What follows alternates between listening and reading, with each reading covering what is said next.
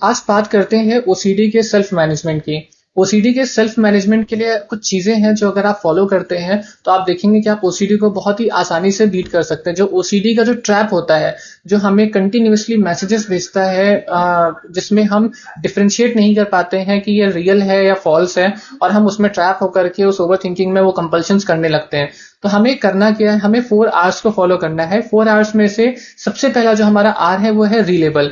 रीलेबलिंग में हमें क्या करना है कि जो भी हमारे ऑब्सेशनल थॉट्स आ रहे हैं या हमें जो कंपल्शंस आ रहे हैं, हमें कंटिन्यूअसली अपने ब्रेन को ये मैसेज देना है कि ये आपकी पर्सनालिटी नहीं है, ये जो चीजें हैं ये ओसीडी है जो आपसे वो करा रहा है। मतलब it's not me, it's an OCD.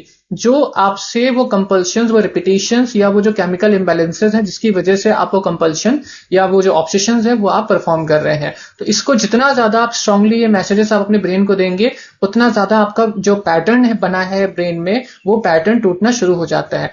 दूसरा जो इसमें है वो है रीएट्रीब्यूट। रीएट्रीब्यूट में क्या रहता है कि जो भी हमारे ये जो फॉल्स स्टेटमेंट्स हमारे ब्रेन से आ रहे हैं या जो मैसेजेस आ रहे हैं ब्रेन से, उनको हमें रिएक्ट नहीं करना है, हमें उनको एंटरटेन ही नहीं करना है। जैसे ही वो मैसेज आ रहा है हमें उसको अवॉइड कर देना है, उस पर बिल्कुल भी ध्यान नहीं देना है। क्योंकि जब हम इसकी अगर हम उसको एक्नॉलेज करने लगेंगे उन मैसेजेस को, तो हम उनकी रियलिटी में ट्रैप होने लगेंगे कि हमें ये लगने लगेगा कि जो ये फॉल्स स्टेटमेंट आया है या जो एरर मैसेज आया है हमें ब्रेन से, वो सही है।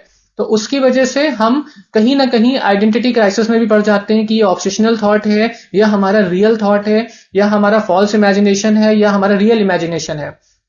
तो हमें वहां पर इसकी प्रैक्टिस करनी है कि जैसे ही कोई ऐसा फॉल्स स्टेटमेंट आता है या जो फॉल्स मैसेज आता है या डिस्टॉर्टेड थॉट आता है, तो हमें उसको बिल्कुल भी इंटरटेन नहीं करना, हमें उस पर रिएक्ट नहीं करना, जस्ट न्यूट्रल वे में हमें उसको जितना अवॉइड कर सकते हैं हमें उसको अवॉइड करना है। तीसरा जो हमारा होता है वो होता है रीफोकस।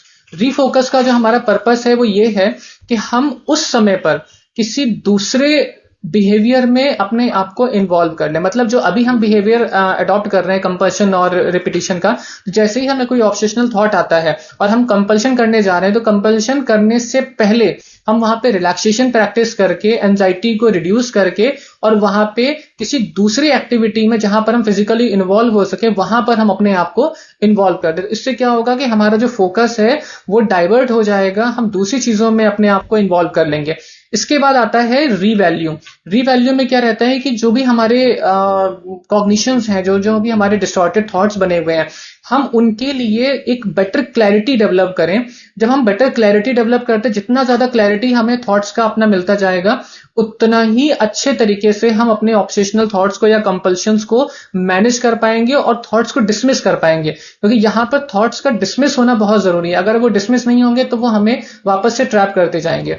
तो इन 4 आवर्स को फॉलो करिए, एक एक आवर को डेली बेसिस पे प्रैक्टिस करिए। जितना ज्यादा से ज्यादा आप इसको प्रैक्टिस करेंगे, उतना ही एफिशिएंटली आप सेल्फ को मैनेज कर पाएंगे और ऑब्सेशंस को, कंपल्शंस को आप रिड्यूस कर पाएंगे। और साथ साथ इसमें आपको progressive muscle relaxation, deep breathing exercises, इनको आपको डेली बेसिस पे अपने लाइफ में इंटीग्रेट करना है। और आप देखेंगे कि जो एंजाइटी है वो रिड्यूस होगी और ऑब्सेशंस भी आपके धीरे धीरे करके ब्रेक होने लगेंगे, नया पैटर्न आपका ब्रेन में बनने लगेगा और उतनी ही अच्छी क्लैरिटी आपको मिल जाएगी। Thank you.